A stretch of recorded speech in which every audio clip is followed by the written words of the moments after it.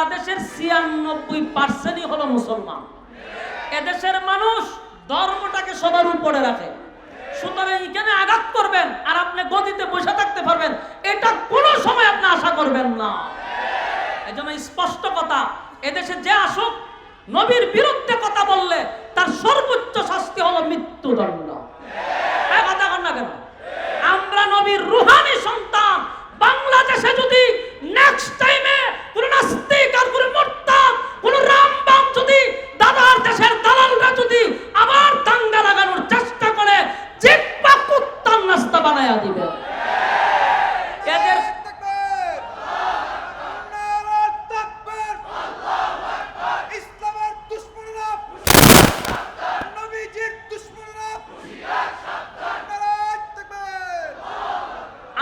বেশি সার দিতে দিতে এমন খাডাল ভাঙ্গে আমরা মাথা তুই খাইব।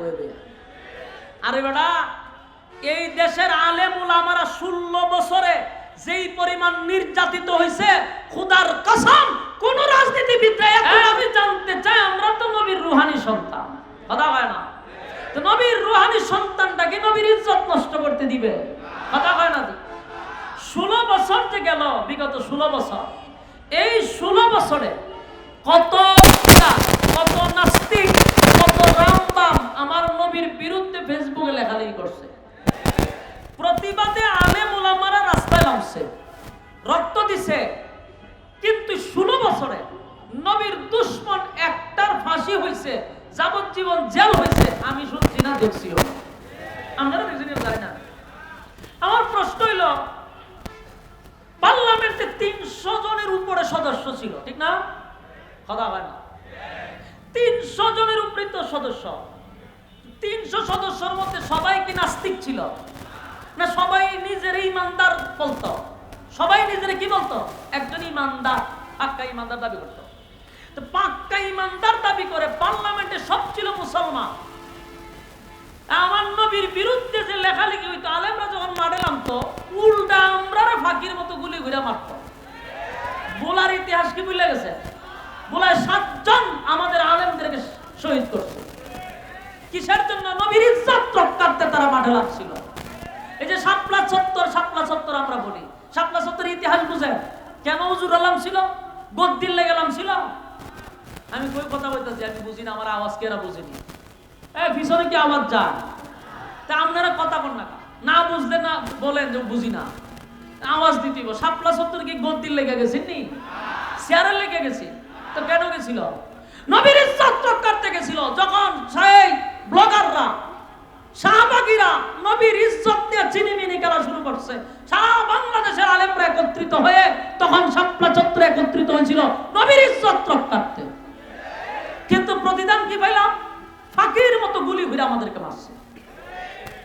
তাহলে এই দেশে মাঝে মধ্যে দাঙ্গা যে লাগাইতো, এটা তাদের পলিটিক্স ছিল, রাজনীতি পলিটিক্স ছিল।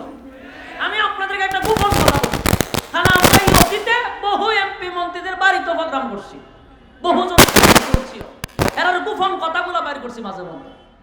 এরা যে মাঝে মধ্যে দাঙ্গা লাগাইতো আর হুজুররা মাঠে নামাইতো, এটা ছিল তাদের রাজনীতিক একটা পলিটিক্স ছিল। যখন হুজুররা টুপি মাথার দিয়ে মাঠে নামতো, এরা বহির্বিশ্বে বুঝাইতো, দেখছেন নি জঙ্গি, আমি জঙ্গি দমন করবার লেগে দেশ রয়ে গেছি। এই আমাদের ফুটেজগুলো বাহিরের দেশে দেখাইতো, আর আমাদেরকে বছরের পর বছর জঙ্গি বানায়া বাংলাদেশে রাখছে।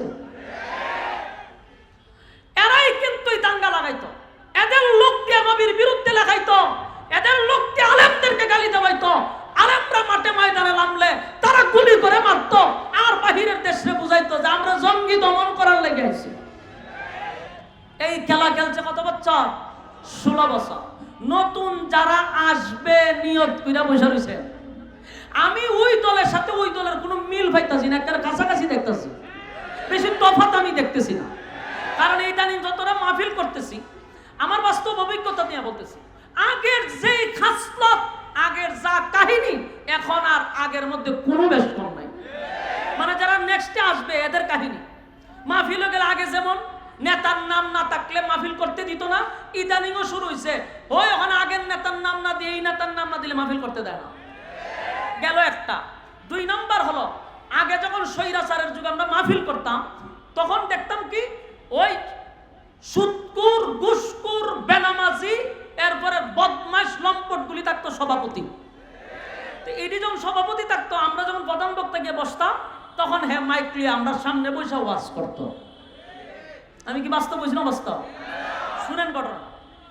এত বিরক্ত লাগে তখন, এরাও বুঝে যে প্রধান বক্তার আগে মাইকও ধরে না, এও বুঝে যে মানুষটা কোন সময় থাকবে, কারণ এর মতো নেতারা দিকে তো কোনো মানুষ আসে না। তো যখন আলেমদেরকে দিকে মানুষ এক জায়গায় জমাইতে হয়, তখন হে কত বড় বেয়াদবিটা করে, আলেমকে চেয়ারে বসাইয়া, হে দাড়ি নাই, টুপি নাই, হ্যাঁ বদমাশগুলি পুতল টাইম নাইছে আয়া মাইক লয়ে এসিরা আমাদের সামনে দাঁড়াইয়া ওয়াজ করে। কদিন আগে আমি জামালপুর একটা ওয়াজ করছিলাম, ওখানে এক নেতার সাথে আমার পুরো জব রয়ে গেছে।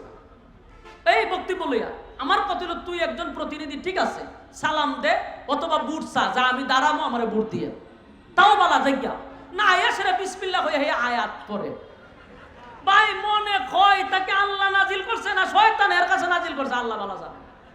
আমার কথা হলো যেটা যে আমরা গ্রাম্য ভাষায় লাগল ভাস না যারা খাদ্যস করে, এটা আমরা হবিগঞ্জের একটা কথা।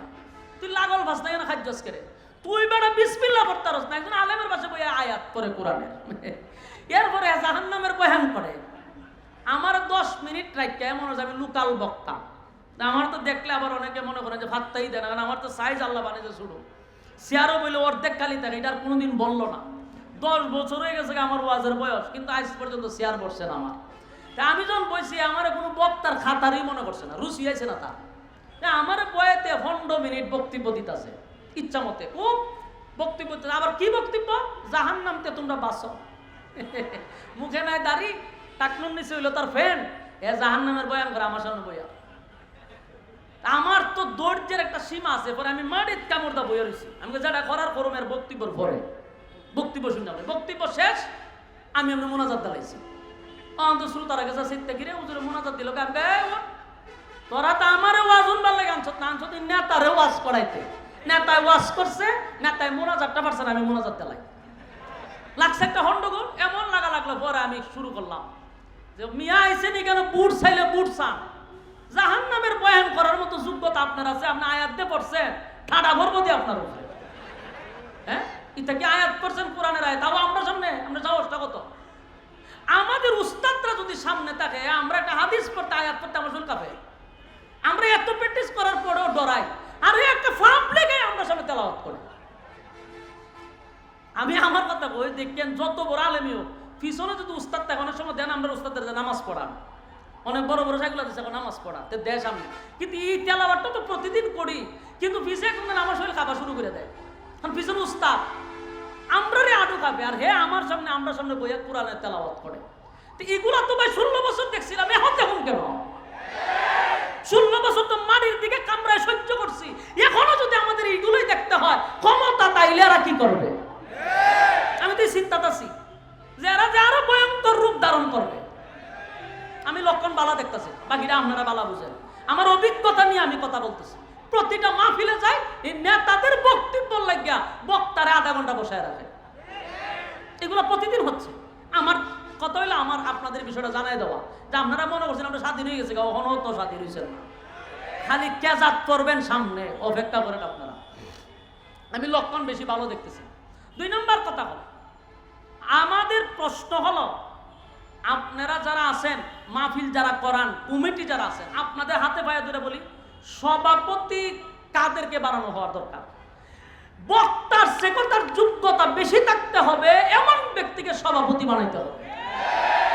কারণ আমি যে বয়ে ওয়াজ করতেছি, আমার বুলটা ধরবো কি একজন দাড়ি শাসুন্না লোকে, একজন বেনামাজি লোকে, আমার বুল ধরবো সভাপতি। সভাপতি যে বানায় রাখছে, এতে তো বুতলটাই নাইছে, তাই আমার বুল ধরবো কিটা? এই সিস্টেমটা পাল্টানো দরকার। সভাপতি হবে একজন কি আলেম হবে সভাপতি, বাকি আপনারা অতিথি যদি বানাইতে হয় বানান, কিন্তু নাম থাকবে আলেমের নিচে। ওই 16 বছরের ইতিহাস বাদ দিয়া নতুন করে সিস্টেম চালু করেন। ওই বক্তার নাম অতটুকু শুরু করে নিচে দিয়া তো সমস্ত বেনামাজির নাম দেয় আলেমদের উপরে, সাইকুল হাদিসের উপরে নাম দিয়ে ধরা দেয়। এগুলাতে বাইরে হওয়ার দরকার আছে না নাই? আল্লাহ আপনারা বুঝার তৌফিক দান করুন। সম্মানিত শুধু যেই কথা বলতেছিলাম, বলুন রাসূল সাল্লাল্লাহু আলাইহি সাল্লামের এই যে পরিস্থিতিটা শুরু হয়েছিল ওই সময় রাসূল সাল্লাল্লাহু আলাইহি সাল্লামের কাছে যখন সূরা নাজিল হয়েছে, নাজিল হওয়ার পরে কি বলছে যে আমি আপনাকে ৬০ জন সন্তান নিছি, বিনিময়ে দিলাম কতজন? ১০০০ কোটি। তো ১০০০ কোটি উম্মত যারা আছে অথবা আসবে কিয়ামত পর্যন্ত সব উম্মতি মুহাম্মদীরা এদেশে সব বরদাস্ত করবে, কিন্তু নবীর বিরুদ্ধে কেউ কথা বলবে, কলম ধরবে, এটা আজও না কালও না, কোনোদিন সম্ভব না। এই যে কথাটা বলার জন্য এতক্ষণ বললাম, যারা ভবিষ্যতে আসার নিয়ত করতেছেন আপনারা কথাগুলি লিখে রাখেন। বাংলাদেশের ৯৬% হলো মুসলমান। এদেশের মানুষ ধর্মটাকে সবার উপরে রাখে, সুতরাং এখানে আঘাত করবেন আর আপনি গদিতে বসে থাকতে পারবেন, এটা কোনো সময় আপনি আশা করবেন না। আপনি আমার নবীরে গালি দিবেন আর আলেমদেরকে এখনই আপনি মৌলবাদী সৌলবাদী হয়ে গালি শুরু করছেন, তা আপনি গেলে কি তা করবে? লক্ষণ ভালো দেখি না, এই জন্য স্পষ্ট। তো আমি আপনার নিলাম ৬০ জন, কিন্তু আপনাকে কোটি কোটি রুহানি সন্তান দিছি, কিয়ামত পর্যন্ত আপনার ইজ্জত রক্ষার জন্য তারা জীবন দিবে। সুবহানাল্লাহ। বলুন আমরা জীবন দিতে রাজি আছি? আল্লাহ নিজে বন্ধুরে সান্ত্বনা দিয়া কয় আপনার রুহানি সন্তানরা আপনার ইজ্জত নষ্ট করতে দিবে না। এরপর আল্লাহ বলেন ইন্না শানিয়াকা হুয়াল আবতার। যারা আপনাকে আবেতার বলছে, আমি আল্লাহ বলছি তারাই আবেতার, তারাই লেস কাটা, তারাই নির্বংশা। বলুন এরা বলছে কি নবীর নাম নেওয়ার মতো কেউ থাকবে না। প্রতি সেকেন্ডে সেকেন্ডে নবীর নাম নেওয়া হচ্ছে কিনা? গোটা পৃথিবীতে নবীর নাম প্রতি সেকেন্ডে নেওয়া হচ্ছে। বলুন আবু জাহেলের নাম নেওয়া হয়, গিনার সাথে নেওয়া হয়। আবুল আহাবের নাম নেওয়া হয় না, গিনার সাথে নেওয়া হয়। আমার নবীর নাম দুনিয়া থাকবে যতদিন, নবীর নাম থাকবে ততদিন। সুতরাং আল্লাহ রাব্বুল আলামিন বলেন বন্ধু আপনার ৬০ জন নিছি, কোটি কোটি দিছি, কষ্ট পাওয়ার কিছুই না। আপনারা তারা আবেতার বলে গালি দিছে, আপনি প্রতিবাদ করেন নাই, আমি আল্লাহ নিজে প্রতিবাদ করছি সূরা কাউসার নাজিল করে যে তারা আবেতার, তারা নির্বংশা, তারা লেজ কাটা, আপনি না। আপনার নাম থাকবে পৃথিবী যতদিন থাকবে। সুবহানাল্লাহ। সম্মানিত সুধী আসছে তো খালি দি প্রস্তুতি নিতে আছেন, এটা তো একটা তাড়াহুড়া সব বুদ্ধি ফিরে জায়গা। আমি তো আয় করছে মনে সাইডে দিতেই তিরম হলো তার আলোচনা আয় না, আমার ডাইরেক্ট তুলে লাগবে না। তো বলুন আল্লাহ কি বলছে? এরা বলছে আবেতার, আর আল্লাহ প্রতিবাদ করছে কি? তারা আবেতার, তারা নির্বংশা। নবীর কোনো ধরনের প্রতিবাদ করা লাগছে না, আল্লাহ নিজেই করছে। এমন প্রশ্ন হইল কাউসার নিয়ে, রাসূল এই মুহূর্তে কাউসার দিল কেন? এই কাউসার সাধারণ কোনো নিয়ামত ছিল না। বলুন কাউসার কি সাধারণ নিয়ামত? কথা হয় না। আল্লাহ রাব্বুল আলামিন বলেন আদম আলাইহিস সালাতু ওয়াস সালাম থেকে নিয়া কিয়ামত পর্যন্ত, আপনি নবী পর্যন্ত, ঈসা রূহুল্লাহ পর্যন্ত কত নবী রাসূল দুনিয়ার জমিনে আমি পাঠাইলাম, কত নবীর পয়গম্বর দুনিয়াতে পাঠাইলাম, কাউরে আমি কোনোদিন কাউসার দিব এমন ঘোষণাটুকু করি নাই। আর আমি আল্লাহ আপনাকে কাউসার অলরেডি দিয়া দিছি। সুবহানাল্লাহ। শুধু তাই না, পয়গম্বরকে আল্লাহ রাব্বুল আলামিন সশরীরে কাউসার সরাসরি আল্লাহ দেখায়া দিছে। সুবহানাল্লাহ। এই কাউসারের কত দাম, এই কাউসারের কত দাম, কত দাম, কত দাম। কিয়ামতের মাঠে যারা গিয়া দাঁড়াইবে, পুনরায় যখন জীবিত করবে, সেদিন মানুষগুলা এত পিপাসা থাকবে, কলিজা পাটা পিপাসা লইয়া সেদিন দাঁড়াবে, সেদিন বোঝা যাবে হাউজে কাউসারের পানি কত দাম। সেদিন পানি পান করাবে রাসূলের বরকতি হাত দিয়া। আদম থেকে নিয়ে ঈসা রূহুল্লাহ কোন নবী সেদিন বরকতি হাত দিয়া পানি পান করাবে না, আমার নবী পান করাবে। তো তা কারা পানি পান করবে? যারা দুনিয়াতে নবীর তরিকা অনুযায়ী জীবন যাপন করছে, নবীর রেখে দেওয়া ইসলাম যারা পালন করছে, মন গড়া ইসলাম যারা পালন করে নাই। আল্লাহ যখন পানি পান করতে হবে আল্লাহ পর্দা ফেলাই দিবে। কিছু মানুষের সামনে কি করব? পর্দা ফেলাই দিবে। সবাই যে পানি পান করবে বিষয়টাই এরকম না, মাঝখানে পর্দা করে দেবে। তো রাসূল জিগাইব যে পানি তো আমি আপনার কাছে জোর করে আনছি না, আপনি আমারে পানি গিফট করছেন আমার উম্মতরে পানি পান করানোর জন্য, তো পর্দা ফেলাইলেন কেন? আল্লাহ কয় আমি যা জানি আপনি তা জানেন না।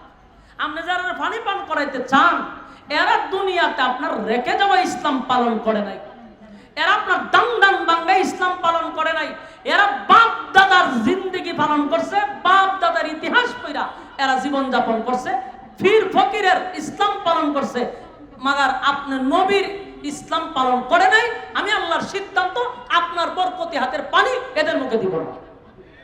বলুন কাদেরকে পানি দিবে? যারা নবীর তরিকায় জীবন যাপন করছে, নবীর রেখে যাওয়া ইসলাম পালন করছে, ফির ফকিরের ইসলাম পালন করে কোনোদিন হাউজে কাউসারের পানি পাওয়া যাবে না। সম্মানিত সুধী, যেখানে সমস্ত উলামায়ে কেরাম আজকে বাংলাদেশে একটা প্ল্যাটফর্মে আসছে একজনের বিরুদ্ধে, যে তার কথায় যদি তোমরা চলো গোমরাহ হবে, এরপরে একটা জাতি এই ফিরের ফিস ছাড়তেছে না, আবার বাংলাদেশে একটা দাঙ্গা হাঙ্গামা করার চেষ্টা করতেছে। এই ভ্রান্ত দলের বিরুদ্ধে এই যে এতক্ষণ আলোচনা করে গেল, দুইজন ব্যক্তি আমাদের রেজাউল করিম আবরার ভাই আর জুনায়েদ আল হাবিব সাহেব, এর দ্বারা স্পষ্ট, আর মাঝখানে কোনো কিছু বলার দরকার আছে? আপনাদেরকে একেবারে স্পষ্ট করে বুঝাই দিচ্ছে, যেখানে সমস্ত উলামায়ে কেরাম বলতেছে আপনি এই কথাগুলির উপরে শুধু একবার তওবা করেন, বলে আমি যা কইছি ভুল কইছি, কালকে আমরা আপনার পক্ষে যাব, কালকে আপনার জুতা টানবার লাগে আমরা যাব। কিন্তু আপনি যে এটার উপরে আছেন, সন্দেহ লাগে আপনি কার এজেন্ডা বাংলাদেশে বাস্তবায়ন করতে যাচ্ছেন। এবং যারা এখন জমাইত হচ্ছে, আমার সন্দেহ লাগে সরকারকে বিপদে পালানোর জন্য একটা গভীর ষড়যন্ত্র চলতেছে। যেভাবে আনসার বাহিনী দিয়ে গভীর ষড়যন্ত্র চলছিল, একই কাঠামোতে এখনের আন্দোলন শুরু হবে একমাত্র সরকারকে বিপজ্জনক একটা বিপদের মধ্যে নিয়ে ফেলানোর জন্য। আমরা বাংলাদেশে যারা আছি, আপনারা খুব সজাগ থাকবেন, চোখ কান খোলা রাখবেন।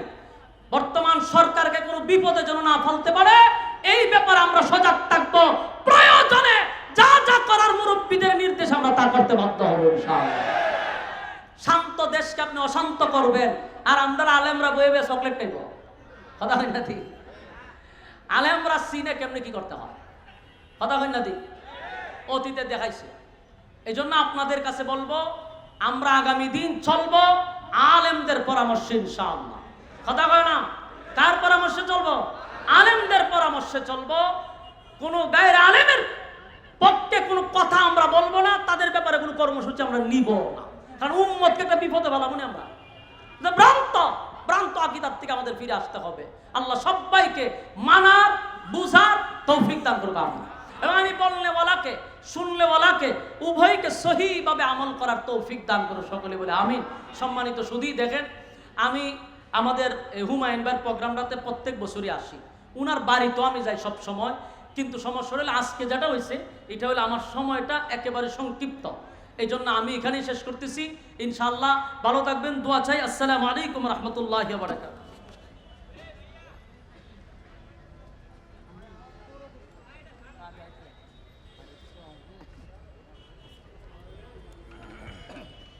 আলহামদুলিল্লাহ, এতক্ষণ সময় খুব চমৎকার আলোচনা করেছেন।